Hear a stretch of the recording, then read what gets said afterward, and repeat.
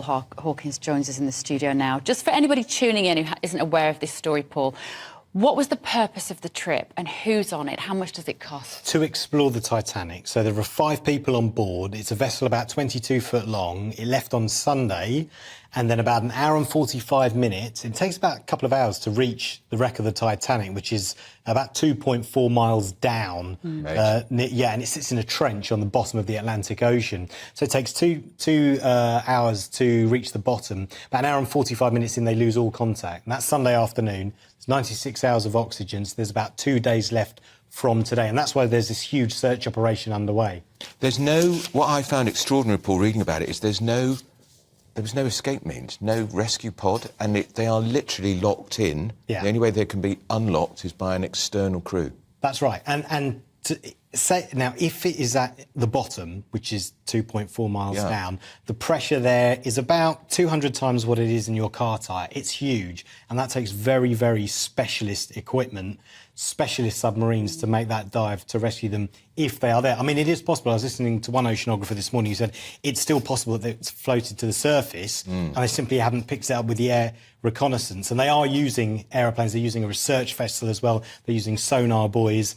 And the search operation is being directed. I know this is off the coast of Newfoundland, but the search operation is being coordinated actually from Boston in Massachusetts. That's where the Canadian and the US search... But somehow a vessel has got to attach a winch to this vessel and literally winch it up. Yeah, And how complicated is that going to be? Well, that's going to be incredibly complicated. If they can find it. If they can find it, and it depends on what state the submarine is in and how... Because, of course, when you're rising to the surface from that depth, you need to be very, very careful. You don't get the bends, that you get the pressure right. And so we don't know what state the submarine's in. But certainly at the moment it's missing. And as you say, the latest we have on it is the identity of that man on board, Shahzada Dawood, who, as you say, is a Pakistani businessman with very strong links to the UK, lives in the UK.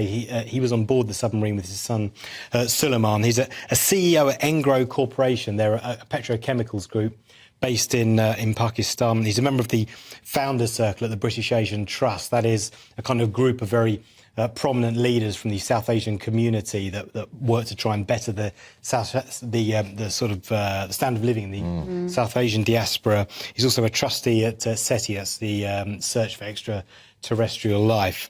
Hamish Harding is on board. He's a supporter of the Prince's Trust as well, I think, Paul, isn't he? That's I think right. He's a supporter of the Prince, which is Prince Charles's pet charity. Absolutely, yeah. So he's got links to very prominent organisations. And then, of course, also on board, we've got Hamish Harding. He's a British businessman and explorer.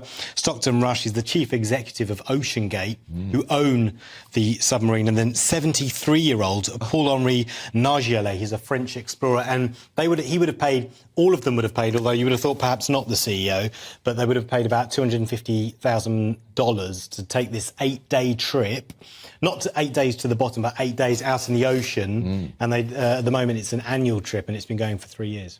Imagine being in there, 5 men in a 22-foot vessel going 2.5 miles effectively to the bottom of the ocean. Yeah. I'm wondering how often they've done this journey. Do we know how often this journey has been completed successfully, I wonder? It's Twice. Only twice? Twice. So 2020 and I think it was 21 and 2022. Yeah. So it's an annual trip that they take. And I mean, the company are talking about expanding the trip. Although at the moment one would have thought that's off the cards at the moment. But yeah, it hasn't been done many times. But up until this point, it has had a 100% success rate. Well, we've heard statements from the families, effectively thanking people for their support. It must be excruciating to have your 19-year-old son on board. And your husband. Yeah, and your husband. And the families of all the other gentlemen that are on board. And it's the not knowing. Yeah. Whenever you talk about a potential loss of life or when someone goes missing, it's the not knowing. All men. Yeah. I guess it's also the best case scenario is what? The best case scenario is, as you say, they have already emerged somewhere out in the ocean and yet communications haven't been made to the mainland or the vessel. And they're floating on the surface of the water. That would be the best case scenario. The next is that they're at least alive, but they're Yeah. at the bottom. Then, of course, it's a race against time. Yeah. Because you've got to get that specialist equipment. There's very few submarines that can reach that depth, and you've got to get them to the site and then make the dive. And I imagine the decision not to have some form of cable on the submersible when it went down is because, of course, it could get caught up in currents if it was attached to the top. Yeah, absolutely. And the waters around there they can be choppy. At the moment, the conditions are pretty good. The visibility's low, but the search and rescue operators say that the water's pretty decent at the moment.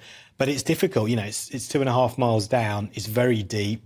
It's proving a real challenge. This will be the deepest deep-sea rescue operation ever launched. Possibly, yeah. I'd have to check that out, but it must be one of them. It must absolutely. be. And when you think it took till 1985 to find the wreckage of the Titanic, I know we're much more sophisticated with sonar equipment now, but it must be like looking for a needle in a haystack.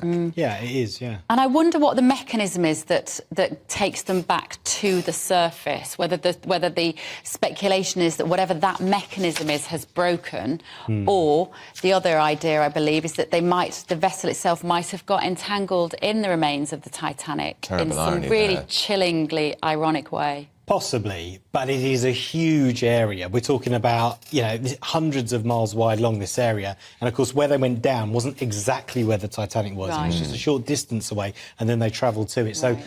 the fact is we just don't know. Right. It was being piloted by an Xbox game controller. This is the Yeah. bit that It's like seems a joystick. extraordinary. Like a joystick. small joystick, Yeah. handheld device. Any of your kids have got these Xboxes. And the it is ballast that was device. abandoned construction pipes. It feels like it's almost sort of been etched together. Yeah, but construction pipes are made of hardy material, Course. they're very thick, so they can withstand that pressure.